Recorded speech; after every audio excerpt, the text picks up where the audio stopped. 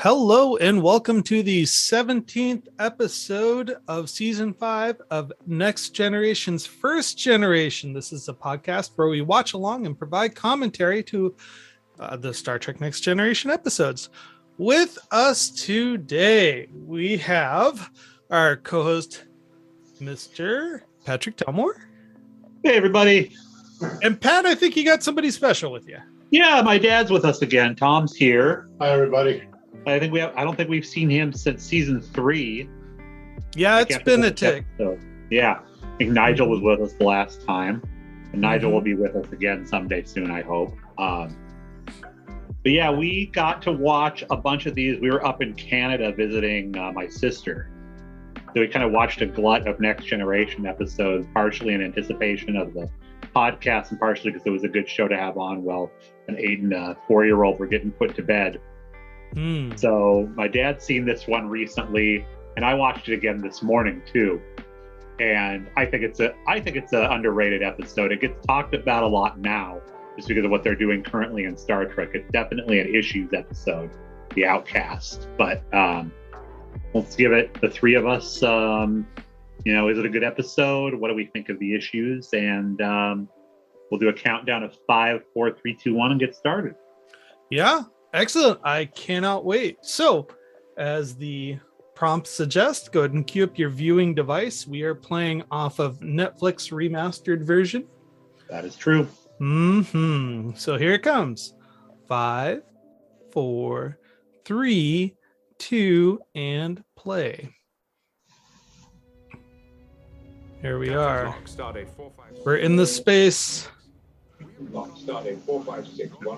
So we are immediately introduced to this race who their defining feature is that they are androgynous. They're not genderless. They exist in a state of androgyny. And pronouns are very important to them, as pronouns are important in our modern world. But they more reject them rather than create new ones. That makes sense. And so for our B, we open with our B plot where they are partnering up with the Federation to explore some very dangerous, what's called null space. Yeah, they're just about to figure out that that's what they're dealing with. They lost a shuttlecraft. And so the Enterprise is there to help them find it, which is what the Enterprise does. Yeah, they're helpers. I like this. They're on their, they're doing what the flagship of the Federation is supposed to do. A species they're friendly with is lost shuttlecraft, and they're just going to help them out. And this is quite the presence on the bridge of all of these people. They have one corresponding guest to each station, I noticed. Yeah. Which is rare that you see this happen. It's to judge the gravity of the situation. So, like I said earlier, this is the 17th episode of season 5, The Outcast. This episode came out March 16th, 1992. That's 29 years ago, folks, if you're counting. So if you don't, years ago. I mean, 20 years? Sorry, 30 years ago. 30. Well, it's hard to remember that it's already 2022. Makes me feel old. Yeah, right.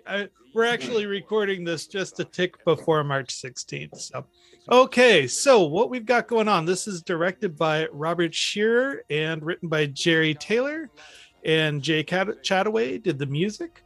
This right here, I believe, correct me if I'm wrong, this is Star Trek's first attempt to address homosexual heterosexual relationships. Well, we just had this with Dr. Crusher earlier. Yes, that is correct. I do stand corrected.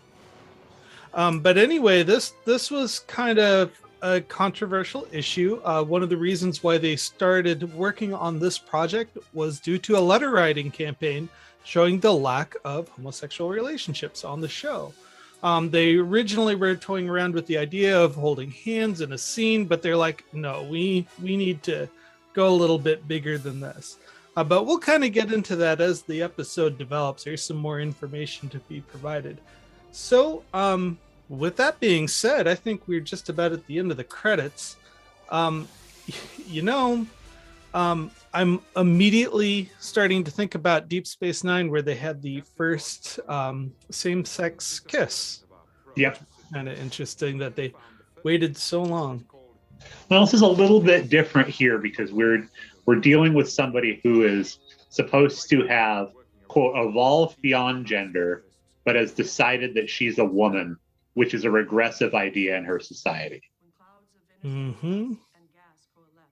And even in this scene, before she's made her declaration of love to Riker, they already look like they're close to holding hands.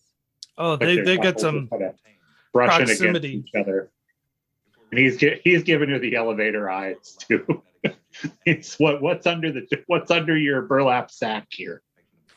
To be fair, I think Riker was the perfect character to choose to have in this relationship because he's kind of more of a gutsy risk taker, and he's known as a person who's not afraid to back down from a social situation where everybody else is very comfortable in their social roles and don't necessarily want to try things new. Mm. What seems odd about this, though, is it feels like after rewatching this episode this morning, they would have been fine with this, and I'm going to keep using the her pronoun because that's what she uses for herself, even though the society has rejected pronouns. If she wasn't attracted to Riker as a woman, the society would have been fine with them being together. Yes. But I don't think Riker would have known what to do. Yeah. Well, you if know, he said to him, I have no gender, but I'm attracted to you, I think he would have been completely out of his depth. It was too early for this to happen, but what would have been great is if at the end of it, Riker and Geordi had been talking, and Geordi had been like, oh, I slept with like 4 of them. Like, they're a very open society. Like, you couldn't even sleep with one? Oh, brother. But the fact that the person made that choice on where to go. Okay, so we're continuing to B plot. They're doing a shuttle inspection. They have put phasers on a shuttle, which is also kind of new. This is the first time we see it. Expensive prop. Oh, yes. Look at all that copper on the side of the nacelle there. I've never noticed that before. I thought it was just like a transparent plastic. Lightly tinted blue. Well, here we go. They're going to door here and everything. Mm-hmm. And I don't know if the exterior of the prop and the interior of the prop are the same thing. It looks like they might not be. Sometimes. So think about it this way. They would have to remove the front of the shuttle to get that forward facing point of view shot. They may have to remove a side of the shuttle to get a side shot. Sometimes the camera is at the end of the shuttle looking in. That's usually when the shuttle is landed, obviously. But yeah, I've always liked these graphic overlays. That's something that was just super high tech back then. And I know that they went back and jazzed them up, but I was still pretty impressed that they could do computer overlay technology back in the 90s. But again, it was still very basic stuff, geometric shapes, circles, straight lines, 2D objects, very easy to do. But I think they got a lot of these from the designs from the novels and from fans that were drawing them in zines. Because I've just discovered in a lot of the 80s novels of the original series, there's schematics for shuttlecrafts and ships in the back from before they had the big compendiums about it. Here they're having a conversation about pronouns, by the way. Riker... The pronouns. She doesn't tell him what the right thing to do is. She tells him what the wrong thing to do is. Mm-hmm. But it's interesting that Riker just kind of excuses himself once and says, look, I might let a he or a she slip by. Mm-hmm. Which I think, you can bring that up once, but after a while, what you actually say and do is more appropriate than what you mean and profess. Yes, but she hasn't told him the correct way to do it. She's only said that the way you're doing it is not appreciated by my society. So he's kind of bringing her in close with this is the soup that his father invented in Alaska, his own special split pea soup that he's programmed into the replicator. That he had to live off of when his father left when he was 15. I know. Son, to become a man, I leave you with this replicated pea soup recipe and 100 acres of forested timber. Enjoy. So here they're having the conversation of what makes you different between males or females. Riker's a little taken back because he's got to pretty much go into talking about the birds and the bees. And of course, he's using an old allegory, Snips and Sails and Puppy Dog Tales, and it's not working. Now, I'm really surprised that Riker, in the age that he's in, just says, well, if you notice, there's anatomical differences, and you can refer to these holodeck programs if you'd wish to look further. There we go. Talking about the... Go ahead. Even, we have external genitals. Men have external genitals and women have internal genitals. Is too risque. Yeah. And even when she talks to the doctor, the doctor should be clinical with her. She's not. She talks about the social side of it. Mm-hmm. But again, kids were watching. And people were scared to death. If it wasn't Married with Children or Roseanne or the Golden Girls, I think the Golden Girls have just gone off the air this year in 1992. You weren't going to straight up say gay anything.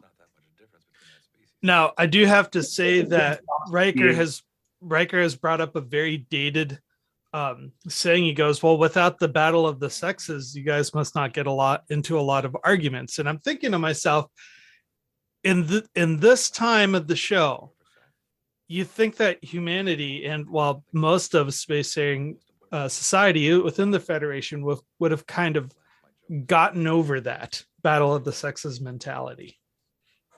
Yeah, but Gene Roddenberry and Rick Berman sure hadn't. True. But this was written by Jerry Taylor, who she would go on to do a lot of stuff on Voyager. And I think she did do a better job with this than people give her credit for. I wish that Troy and Crusher had more of a say than they do, but I'm really happy that they get to have a say in this, particularly in Troy's scene that will come up later with Riker. But yeah, Crusher is kind of a letdown because she's seen so many different species. And this other person from the society who's, the elder and is, holding everything in control. It's like, there better not be any whiff of gender in this relationship. Well, yeah, that person's a gatekeeper. They're the ones to kind of make sure they're following social protocol. Which, you think they would go and explain to the crew before they beamed on board. Here's what's appropriate. Here's what's not appropriate, et cetera, et cetera. And the commander certainly have read that briefing. Like I said, Geordi would be the perfect proxy to have gone through this and had a better time with it than Riker did. Yes, but Riker, I think he was trying to be appropriate. Mm-hmm. He let her take the lead and say she was into him. Yeah. Oh, there we go. They are talking about sex again while they're doing this experiment. Odd timing, but okay. Yeah, but it might be more comfortable to do it while they're working on something else. There you go. Well, he's like, it's not a topic of casual conversations. I know the people I work with pretty well, and you might have heard stories, but we are in kind of a second contact situation with your people, and I don't want to push on the sexual organs issue. Yeah, no kidding. I remember reading that Jerry was really happy to write this episode.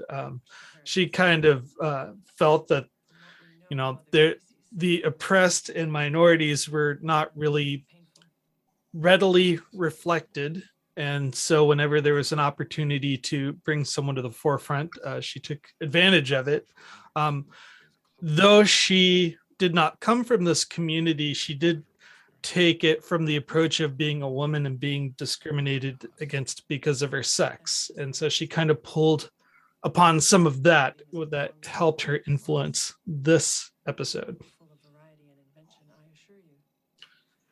And there is also a big letter writing campaign, like I said earlier, which kind of led to, well, do we have a scene where they hold hands? No, we're going to do a full episode.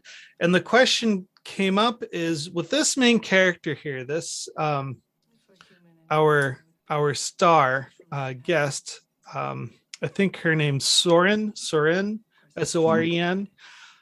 They decided to cast a female instead of a male.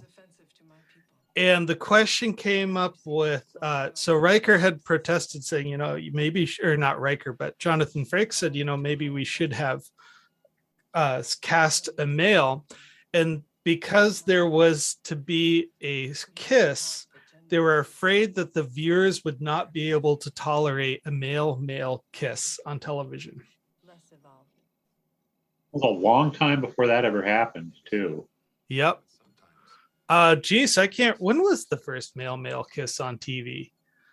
Not for probably another 15, 16 years on a network. I'm Googling it now. It was Modern Family, but I mean, they were doing it on HBO at this point, but that was HBO. It was supposed to be, kind of kinky. Mm-hmm. Oh, I take it back. The first homosexual kiss was in 1991. Between two men? Between two women. Yeah, I was going to say, it wasn't between two men. Well, I know earlier that Star Trek had taken the credit for that in Deep Space Nine. It might have been on a show that wasn't a sitcom, because they did it on, what's it called? Roseanne and Unmarried with Children, both. Mm-hmm. Yeah, we did have Roseanne. Also, you had in Will and Grace, that was the first official TV gay kiss, where men had two men peck as a protest. Interesting. Well, Dawson's Carol Creek. Connor and Sammy Davis Jr. had something to say about that. Yeah. Dawson's Creek had a makeout session. That's kind of cool in 2000. So yeah, neat little tangent. Very cool. We're getting there. Sometimes I get a little disappointed when I realize all this stuff is happening during my lifetime and that we haven't taken care of this a long time ago.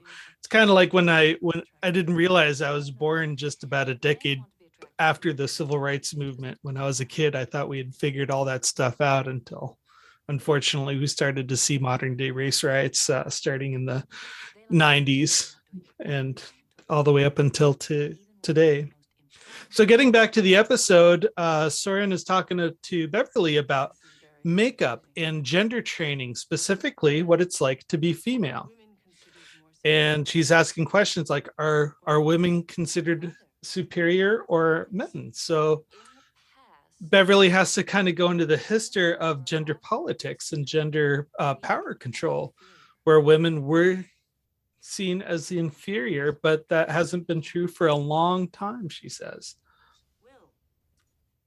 Yeah, but it's like the brass of Starfleet, the people that become commanders and captains, are very into that. Your Kirk, your Riker, your Dr. McCoy, and we're gonna see it. I just had a really crazy side thought. So you know how Vladimir Putin's like this really macho guy, and he's had video of him like riding horses shirtless and whatnot, and just really bizarre things. I wonder if Putin kind of had a Kirk fixation. I could see that. A completely random thought. So here we go. It's the poker game. It's also where we learn about Federation Day, where the Federation was founded in 2161, if I remember. Yep, there it is, 2161. This is one of the best scenes best comedy scenes Worf has ever had. Ah. Just disses on them because it's like, that's a women's game. You have all these wild cards so that you can have a weak hand. Wow. And Data just does a good job of being out of the loop. But it's funny because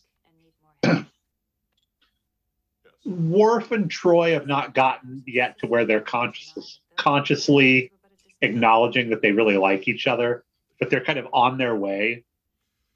So when Worf says things like this, it really bugs Troy. She's like, I'm seriously considering thinking about dating you because I'm already a surrogate mother to your son here.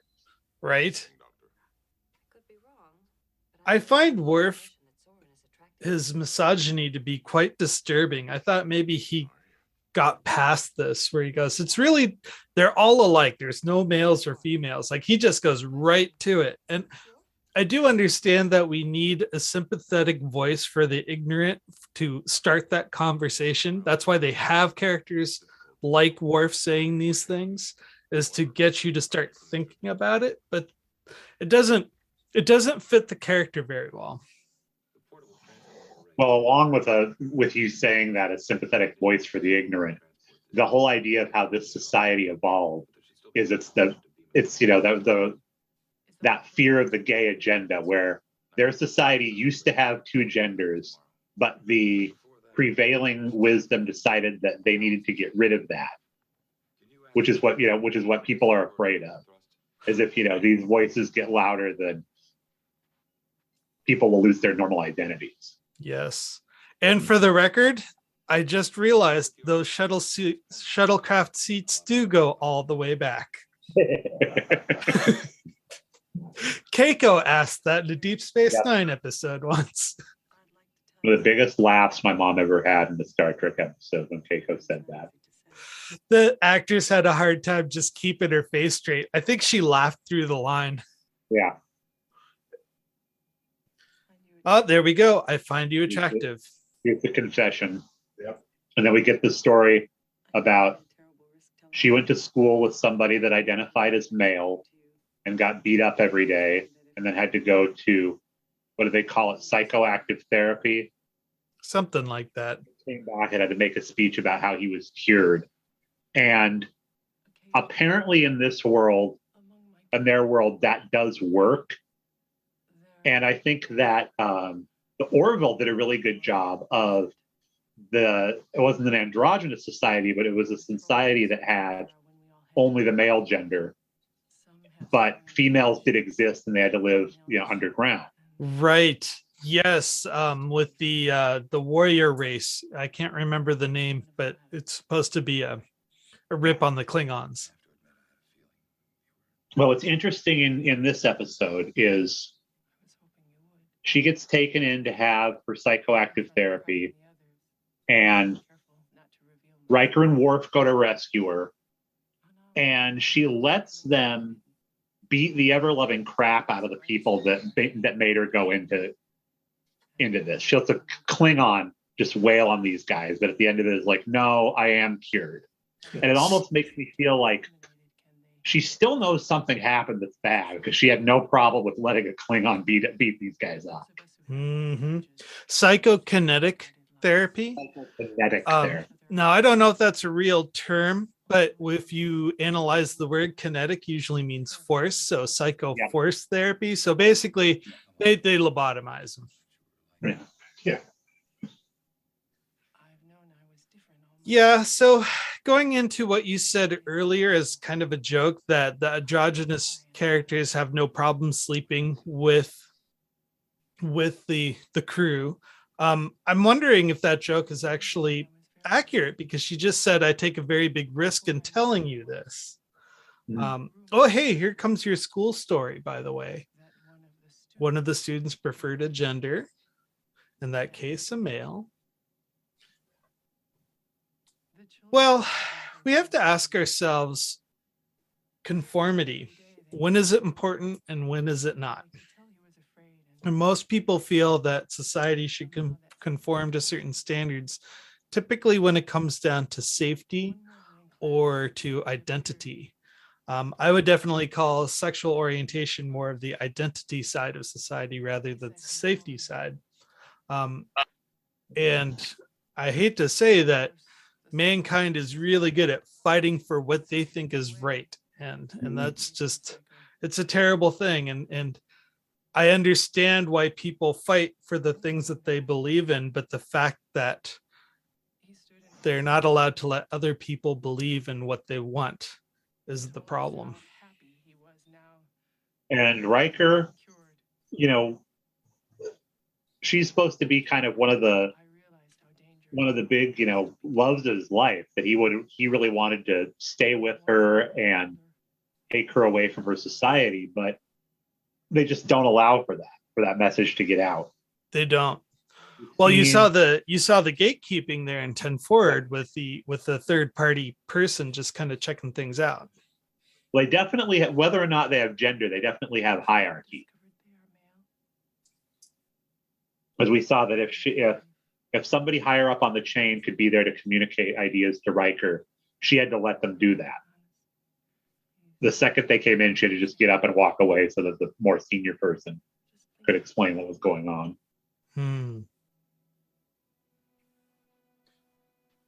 Melinda Kula is the name of Soren. And she was on the A-Team. Hey. It's like the old Dwight Schultz. Playing Amy Amanda Allen. Wow. A newspaper reporter. I had no idea. And LeVar Burton's got himself a beard now. Yeah, so that was a demo, by the way. He advocated for the facial hair. The studio said no, so they let him experiment with it in about 2 or 3 episodes. This one and 2 others.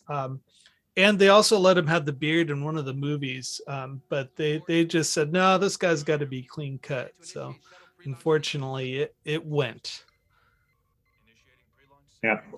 I mean, a good thing he's not Sonia Gomez, where they kicked her off the show for changing her hair. Oh my gosh, right? She would have been a great character to keep around. I'm glad they brought her back in Lower Decks, even for just 1 episode.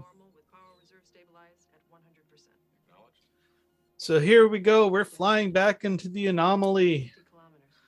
If you remember, they had to be rescued after talking about sex. Oh, and they encountered something. True science fiction idea here, where they just disappear to where there actually is nothing and nobody can communicate, but somehow this other ship is there. I feel like it plays with the idea of, how they postulate that warp 10 means that you would be everywhere in the universe at one time. Mm-hmm.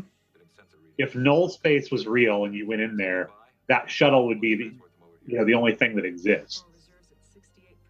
I don't think there would be 2 shuttles, if that makes sense.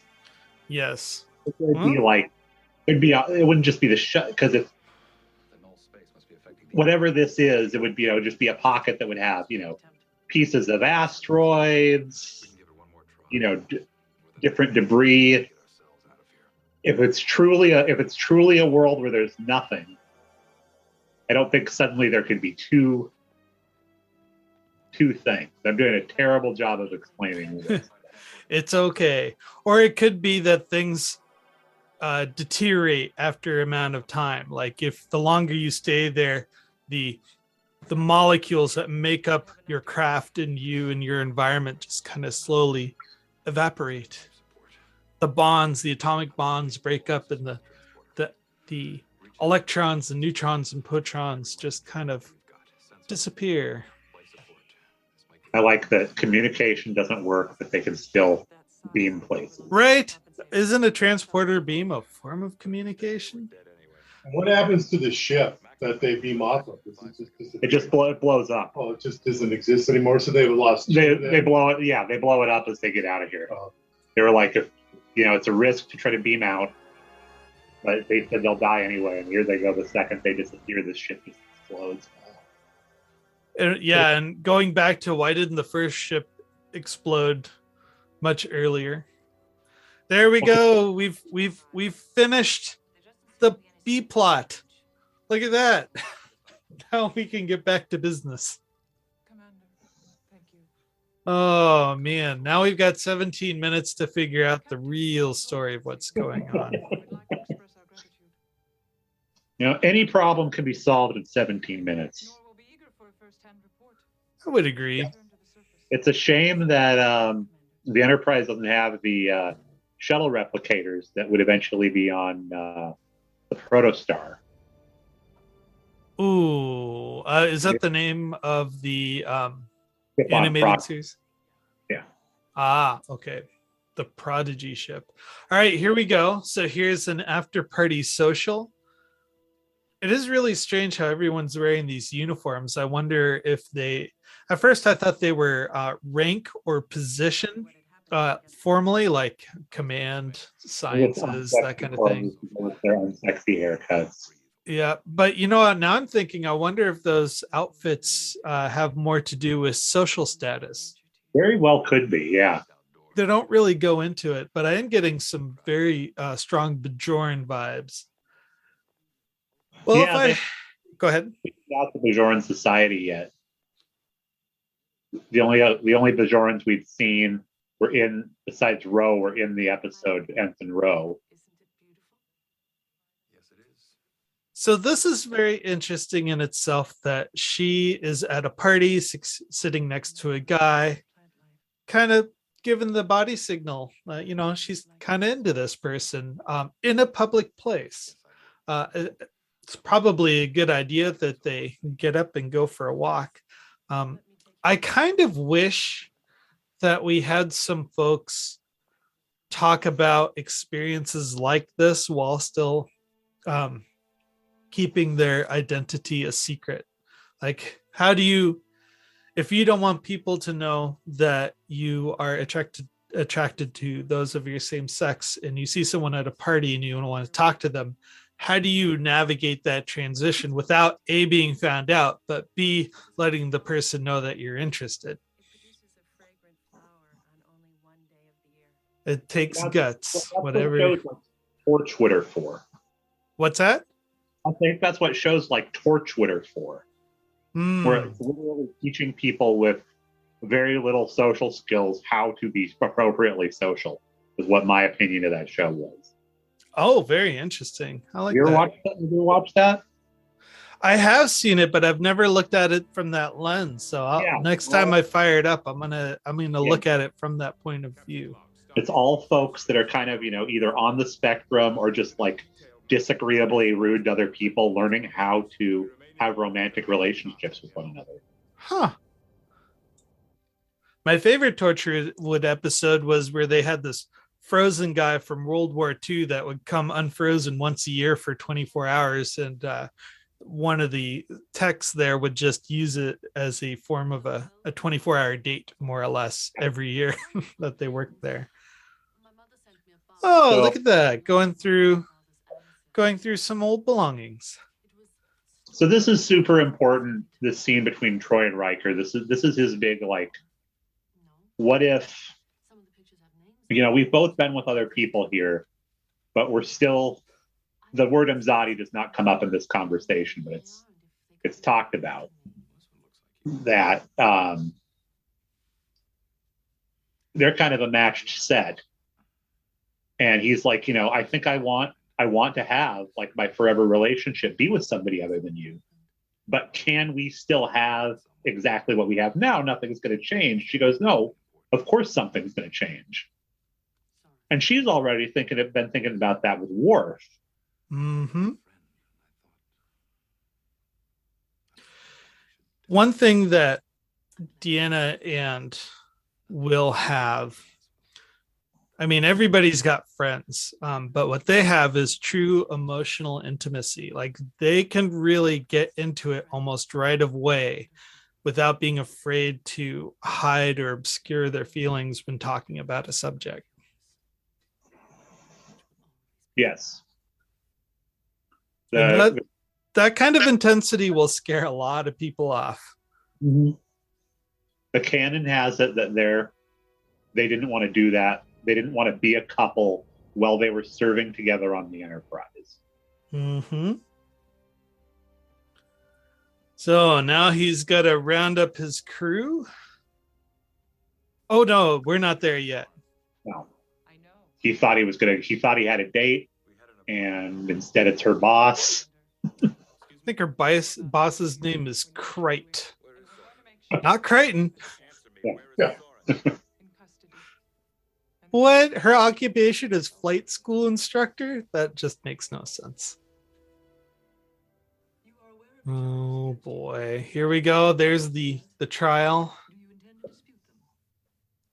So many nice pastel colors and brass, and makes everybody feel comfortable. It does look a little bit like a church, but Riker butts in. He's like, no, I came on to her.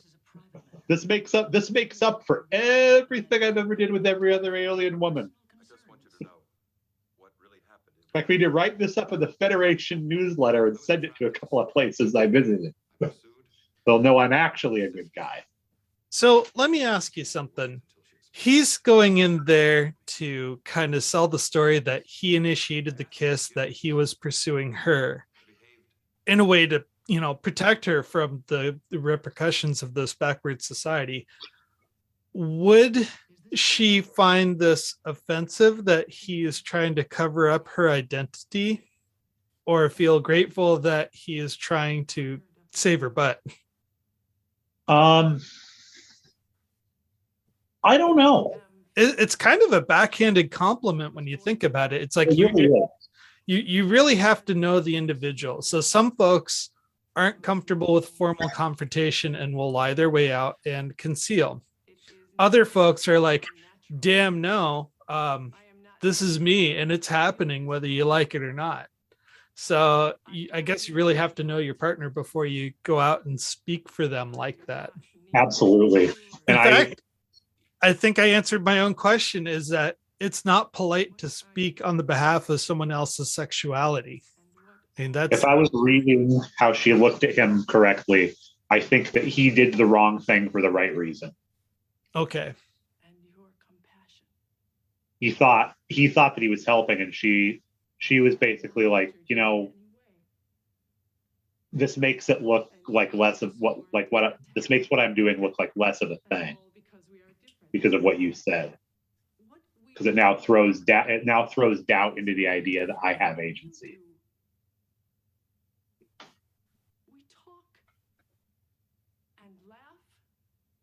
So the big Star Trek speech. Yep. We've done nothing wrong. We are exactly like you. We want to raise families and we worry about the future. Do we not laugh? So this tells me that she's been exposed to a much larger community in order to talk like this. Mm-hmm. Oh, that would be a good sideshow. Just kind of tracking the underground movements of the second silent society and kind of going through their transition. Well, at least they don't make, it doesn't seem like they make her list all of the other people that identify as women. Yeah. We know that this underground network exists. And it's weird that they're not trying to, well, no, it's not. At first I was going to say it was weird that they're not trying to bust her out, but that exposes them. So it's Riker takes it upon himself, and it just doesn't quite work out for him. And I remember the end of this so differently. Like, if I hadn't watched it this morning, what I initially remembered is that they're going to leave. He talks to Picard about it. And Picard's like, if she really means something to you, I'll use, all the power of the Enterprise to get you two together. Mm-hmm. And what Picard actually does is he's like, I'll frown on it professionally and kind of stand down, but I'm not going to offer you any help. It's Worf that comes to him and is like, I want to make this gesture to you as my commanding officer that I will do do what I can to help you get, what you want. Mm-hmm. And Worf does learn from this because he ends up with somebody that has been both a man and a woman as his partner. Yeah. I did want to say make one observation here, that the attitude is not of overt big, direct being. I can't talk. The attitude of the society in this courtroom setting is not one of hate and prejudice, rather than this person is sick and they need treatment. And it's passive hate, not direct hate. Yeah, exactly. But I'm immediately reminded of the whole pray away the gay thing, where we love you, we're compassionate for you, we want to save you. It's almost like you've become someone's mission rather than your actual well-being is an issue or concern for society. They're more worried about fixing you rather than addressing who you are, which is also still it's a type of violence for sure, but it throws me off. It's like, I'm gonna break your arm and wrap it in $100 bills. It's kind of like there's a lot of pain involved, but apparently you're telling me there's a benefit too. I don't buy it. They did a really good job of this on the show Sense8, where they had a trans character got sick and her parents came in and were like, your childhood doctor is here, and you were never supposed to be trans, and we're going to help you, and we're so glad that this happened because now you're going to get the proper care. And they don't sound hateful at all. They sound very passively kind, but they're, like you said, really hurting the person in the guise of love. And Worf to the rescue. Yes. I wish he was already in like a balaclava carrying like a club over his shoulder. Or just having a go bag in his hand. I thought you might need this, sir. I'm aware of what transpired on the planet's surface. To be fair, so do you think Worf is doing this to help his friend, for social justice, or that it's him getting into the action?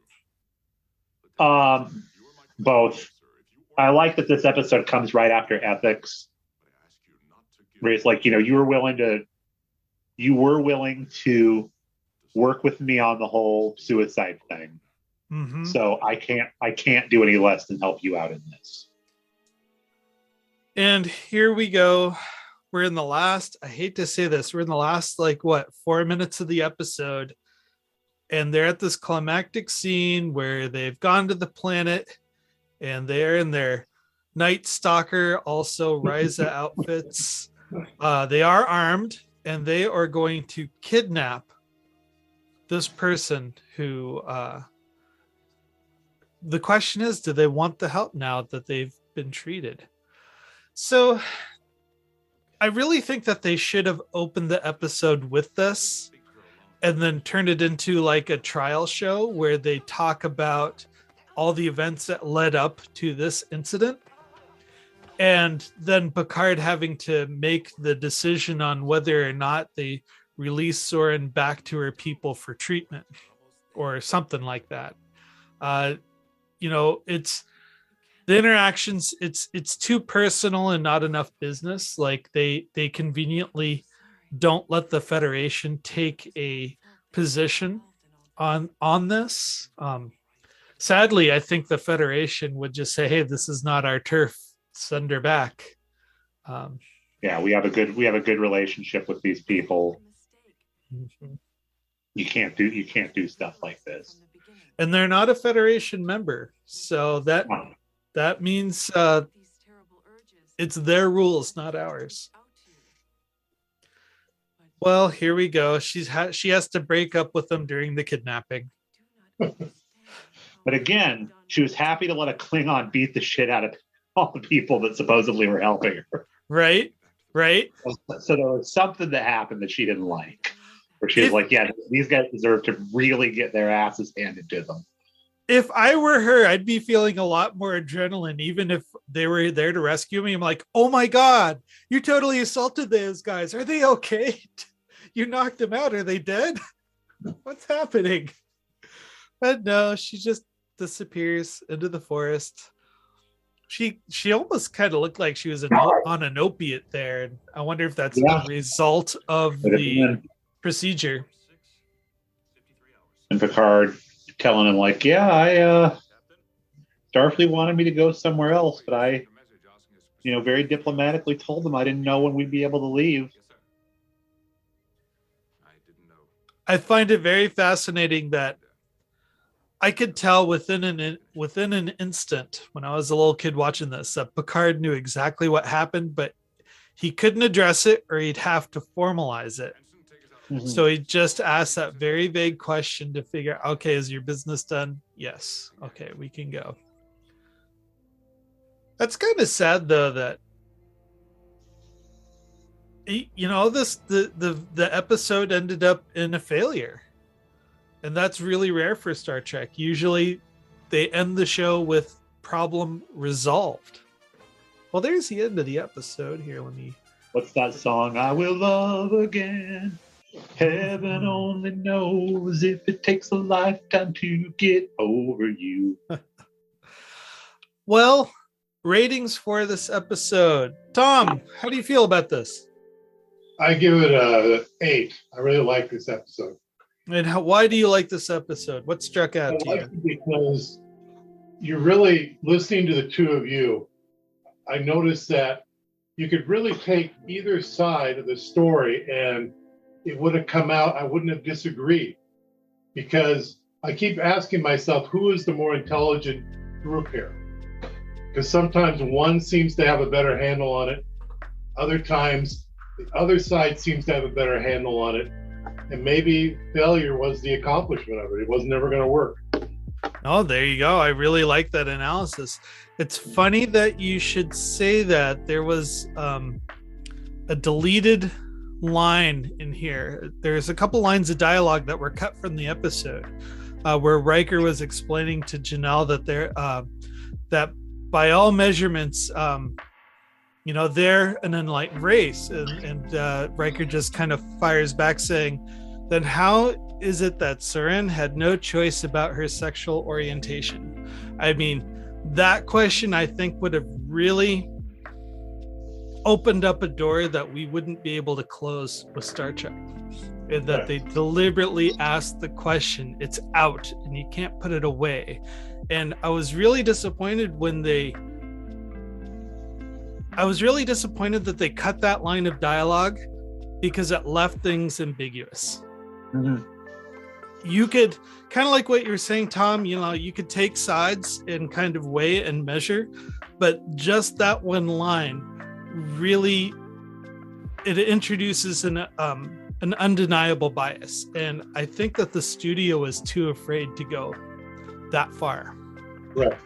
And that's what Gene's, when people talk about Gene's vision, that is absolutely what he would have had, Kirk say. Mm-hmm. How is it that they had no choice? Is a total Kirk line. It is.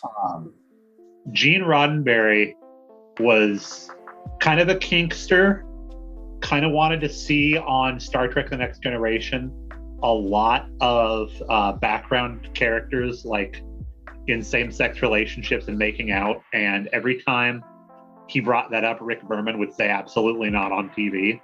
And he was kind of in the way. And that's why when on shows like Lower Decks, they have, the orgy scenarios and stuff. And people are like, that's not Gene Roddenberry's vision. It's like, no, that's really what he wanted. And right. There were a lot of people that were like, calm down, Gene. It's okay to grow and go beyond Gene's vision, to tell you the truth. Totally. Otherwise, you're just locked in the part. And then next thing you know, the only fan base are 40-year-old white males who are heterosexual. Our favorite, Deep Space Nine, is totally not Gene's vision. No, not at all. And the people were pissed. Well, I didn't catch your rating for it, Pat. Well, out of 5, I give it a 3.5. Okay. It was a really good, just like Ethics. It was a really good watch this morning. Just sit and go. They may not have hit a home run, but I feel like their team had the bases loaded at the end of the inning. Okay, that's fair. I would agree with that. I like that analogy. I'm going to continue on that analogy. I'm going to give it out of 4 out of 5. I think that this is required viewing for Star Trek because it starts the conversation. I think it really dates how far we have to go as a society. I mean, this being the early 90s and we're still tiptoeing around this. Leaving the bases loaded, I think that this episode deliberately left time on the clock for someone else to pick up and deal with. It took more than 20 years, but I think they've been making enormous strides. I think it's a more important episode in the 2020s than it was in the 1990s. Yes. Well, look at a lot of people watched this and were like, "Ack." And that's another issue episode. Yeah.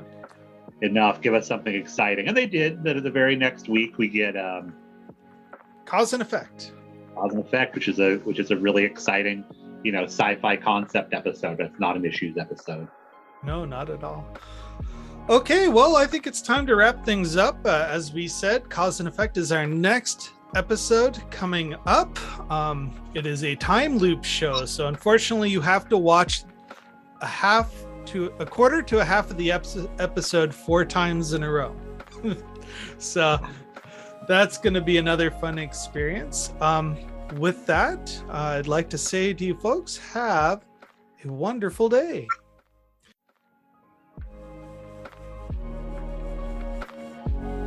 Music provided by lofigirl.com. Artists include Tenno, Daydreaming, BVG and Mondberg, Insomnia, WYS, Snowman, Bcalm and Banks, Because. Episode cover art created by Matthew Kirshner. Podcast logo and main cover art provided by David Clawwitter. Audio engineering done by Sascha Schaudies.